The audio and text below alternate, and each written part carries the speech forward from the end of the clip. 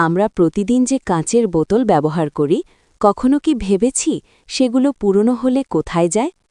আজ চলুন দেখে নিই এই পরিত্যক্ত কাঁচ কিভাবে আবার নতুন জীবন পায়। শহরের নানা প্রান্ত থেকে প্রথমে সংগ্রহ করা হয় পুরনো কাঁচের বোতল আর ভাঙা কাঁচের জিনিসপত্র। এরপর সেগুলো নিয়ে যাওয়া হয় কারখানায়, যেখানে বিশাল শক্তিশালী মেশিনের সাহায্যে কাঁচগুলো ভেঙে একেবারে ছোট ছোট টুকরো করা হয়। কাজটা ঝুঁকিপূর্ণ হওয়ায় শ্রমিকদের থাকতে হয় সর্বোচ্চ সতর্কতায়। ভাঙা কাচের টুকরোগুলো এরপর ঢোকানো হয় ভয়ঙ্কর উচ্চ তাপমাত্রার চুল্লিতে। তাপে কাঁচ গলে তরলের মতো হয়ে যায়। সেই গলন্ত কাঁচ পাইপ বেয়ে পৌঁছে যায় আধুনিক মেশিনে, যেখানে বিশেষ ছাঁচ বা মোল্ড ব্যবহার করে ধীরে ধীরে বোতলের আকার দেওয়া হয়। এক এক রকম ছাঁচে তৈরি হয় এক এক সাইজের বোতল, ছোট থেকে শুরু করে বড়, নানা ধরনের। কিন্তু এখানেই শেষ নয়।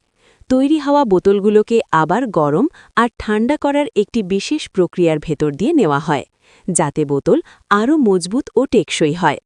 সবশেষে মান যাচাই শেষে বোতলগুলো সুন্দরভাবে প্যাকেট করা হয় এবং অর্ডার অনুযায়ী পাঠিয়ে দেওয়া হয় বিভিন্ন জায়গায়। এইভাবেই পুরনো কাঁচ নতুন রূপে ফিরে আসে, ব্যবহার হয় আবার আমাদের দৈনন্দিন জীবনে।